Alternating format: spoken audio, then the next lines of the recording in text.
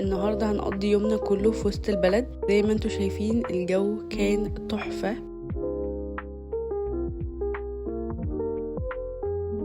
قررنا نروح ونبتدي يومنا أول حاجة بالفطار، وقررنا نروح نفطر عند سعد الحرامي، وهو من أشهر محلات الفطار في مصر. بدأت أطلب وقررت أطلب حاجات أنا أول مرة أجربها، ولما وصل الأكل كان شكل الأكل بجد تحفة ويفتح النفس. وأول حاجة هنبتدي بيها هي الفول باللية والسجق.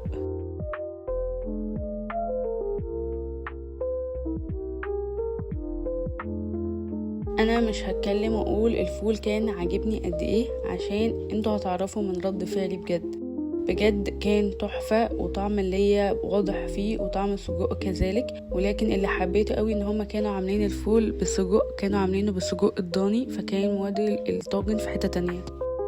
بعد كده جربت تاني طبق وهي الغرقانة، وهي عبارة عن بيض معمول بطريقة معينة مع جبن وبسطرمة. ده بقى بجد كان تحفة، طعم الجبن مع البسطرمة وكمان طعم السمنة البلدي كان واضح قوي فيه، بجد كان تحفة. بعد كده جربت الفول بالقشطة والعجوة، واللي كان بالنسبة لي الميكس ده غريب لاني ما كنتش قادرة اتخيل طعمه، ولكن انصدمت من طعمه. كان العجوة فيه مدية ميكس حلو كده مع الفول والقشطة، كان رهيب. ما كنتش متوقعة انه يعجبني بصراحة. وطبعا مش هننسى الطعمية. جربت الطعمية ودي كانت محشية ميكس جبن، والحشوة كانت كتيرة فيها، وباين هي عجبتني قد ايه. طعم الجبن مع الطعمية كان خطير. ودي كانت محشية كيري، طعمها برضو كان تحفة. اما دي كانت بالبسطرمة، هي كانت طعمها حلو، بس بالنسبة للتانيين لا، هما كانوا احلى.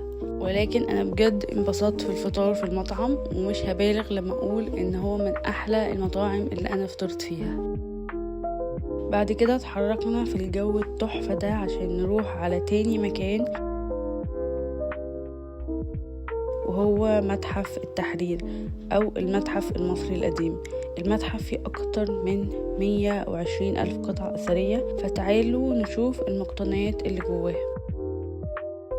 والمتحف مليان بالآثار الفرعونية، من ضمنها السكاكين اللي كانوا بيستخدموها.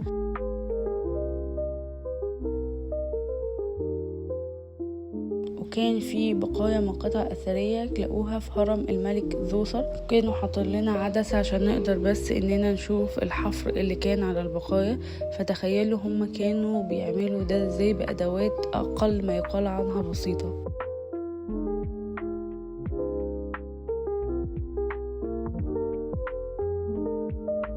ودي كانت بقايا من الزخارف المصنوعة من الجص الملون، كانت على أرض قصر أخناتون. فتخيلوا إن الألوان ثابتة وموجودة من أكتر من 3000 سنة. والمتحف كان مليان بالتوابيت من أنواع مختلفة من الحجارة وأنواع مختلفة من الرخام زي الجرانيت.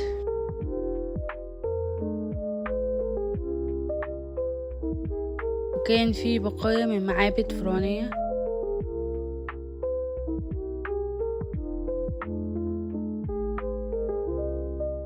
وده كان صندوق من الحجر مزخرف، كان بس علشان يشيلوا فيه الأواني الفخارية. وده كان الجزء السفلي لتابوت الملك أخناتون، وده الجزء العلوي بتاعه واللي كان مليان تفاصيل دقيقة جدا حتى في الوش. ودي كانت راس نفرتيتي، ومعنى اسم نفرتيتي الجميلة أتت. واشتهرت نفرتيتي بجمالها الخلاب والمميز، ولحد دلوقتي محدش قدر يوصل لمقبرة الملكة نفرتيتي. ومن أشهر المعروضات تمثال الملك خفرع منحوت بحجر الديورت الأسود، ووراه الإله حورس في صورة صقر بيحميه. وطبعا مش هننسى ان كان في مصر القديمة في إلهات كتيرة جدا زي رع وحطور وأمون وسخمت، وكل إله بيتميز بحاجة مختلفة عن التاني. ومش هننسى الحضارة اليونانية واللي كانت جزء مهم في مصر.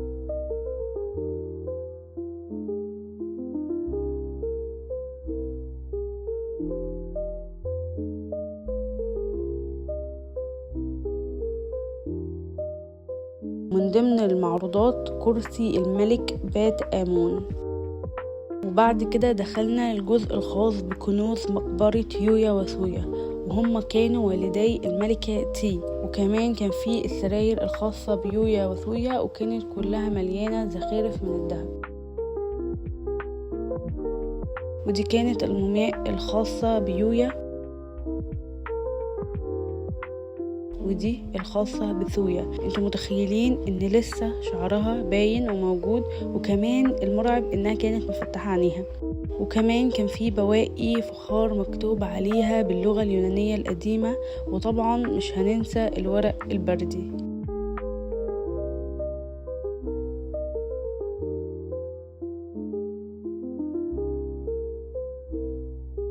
ومن أشهر الغرف اللي دخلناها غرفة الملك بسونس،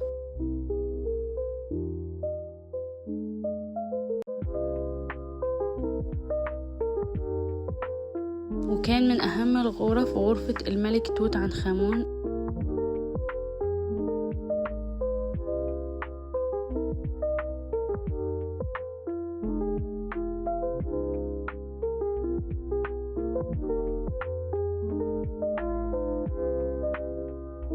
وبعد كده خرجنا ورحنا المكان اللي خاص بالتذكارات، واللي بصراحة كان في حاجات شكلها تحفة فيه.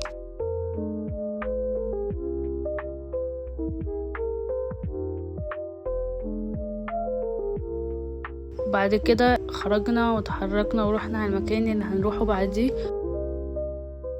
وهي الجمعية الجغرافية المصرية. دخلنا أول غرفة واللي بتتكلم عن العادات والتراث المصري الشعبي، وكان من ضمن الحاجات التمايم اللي كانوا بيلبسوها علشان تحميهم من الحسد. وكمان كان في حجر العقيق، وكانوا بيلبسوه لفك الضيق بالبلدي عشان يجيله الفرج. كمان كانوا بيعملوا سحر ويكتبوه في ورقة ويدخلوه جوه العقد أو الأسورة المعدن دي ويقفلوا عليها. وكمان كان في الآلات الموسيقية، وكمان المكاحل اللي كانت النساء بيستخدموها من الفضة والنحاس. كمان كان في العرايس اللي كانت بتتعمل في الزار عشان تحمي من الحسد. وكمان لعب الأطفال زمان.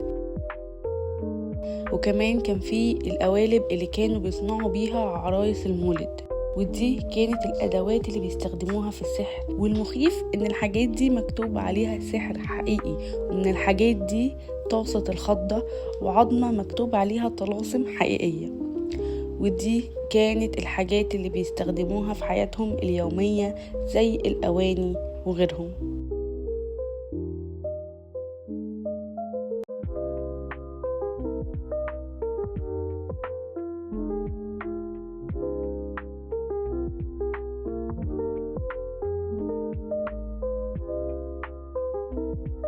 كان في تمثال من النحاس لمحمد علي وإبراهيم باشا والخديوي إسماعيل والملك فاروق.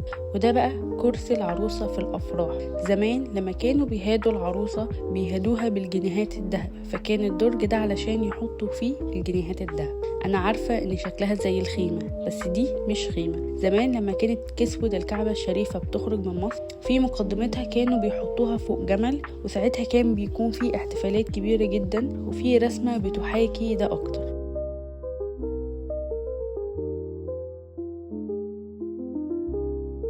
ودي المكتبة الكارتوغرافية، وفيها أكتر من 12,500 خريطة، ومن ضمنهم خرايط من 300 سنة.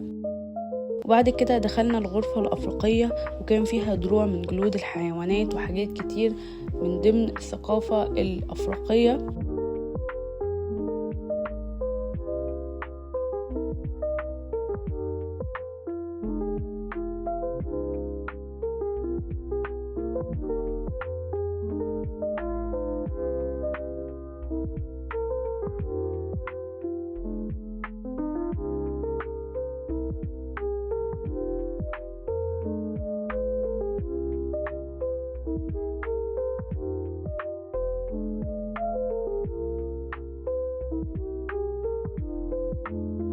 كمان في خوذ وأدوات من العصر العثماني. بعد كده دخلنا الغرفة الخاصة بقناة السويس، واللي كان فيها تمثال لديليسيبس، وكمان كان فيها أكتر من بانوراما.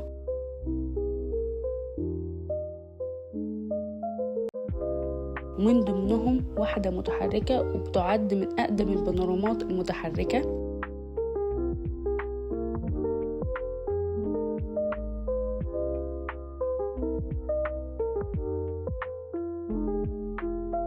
وبعد كده دخلنا المسرح واللي كان بجد تحفة فنية.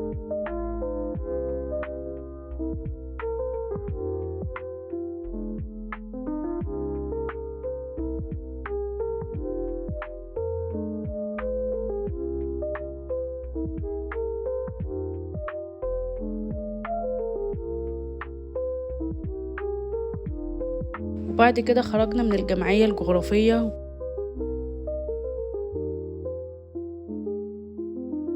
قررنا ناكل عند شارع الحمراء.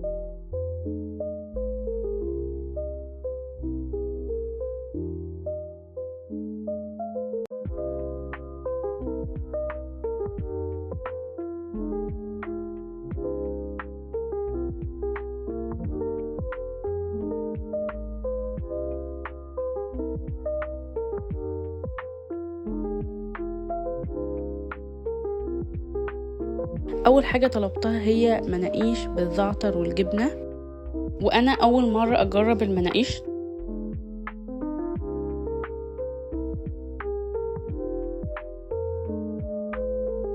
الطعم اللي بالجبنة كان تحفة وفي نفس الوقت خفيفة، عجبتني قوي بصراحة.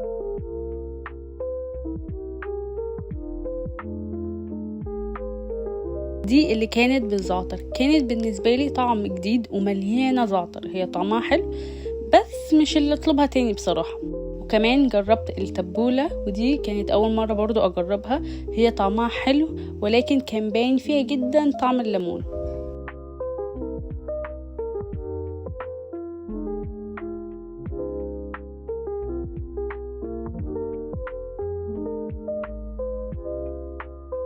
وطبعا مش هننسى الشاورما. جربت اول حاجه اللي باللحمه، انا من الناس اللي مش بفضل الشاورما اللحمه، بحب الشاورما اللحمه المصري اكتر، ولكن الشاورما اللحمه عجبتني جدا وبجد من احلى الشاورما اللحمه السوري اللي جربتها. بعد كده جربت اللي بالفراخ واللي كان طعمها حلو، طعم الشاورما الكلاسيك من غير اي افتكاسات. ونختم بقى باكتر حاجة كنت متحمسة لها وهي الشاورما السجق. دي اول مرة اجربها، ما كنتش بجد متخيلة طعمها بعيد خالص عن السجق المصري، ولكن في نفس الوقت فيها طعم السجق بتتبيلة مختلفة، يعني من الاخر كان طعمها حلو. وبعد كده فضلنا نتمشى في شوارع وسط البلد التحفة.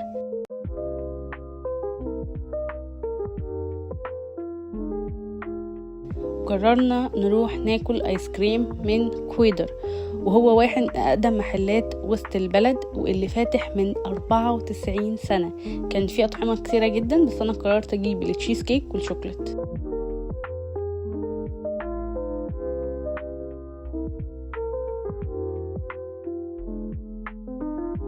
طعم التشيز كيك كان حلو ولكن خفيف جدا. عجبتني بصراحة الشوكولاتة اكتر، كان طعمها تحفة وطعم الشوكولاتة باينة فيها قوي. وبس كده، ما تنسوش تعملوا لايك وسبسكرايب علشان بجد المفاجأة اللي انا كنت بحضرها لكم ان شاء الله هنزلها الاسبوع الجاي.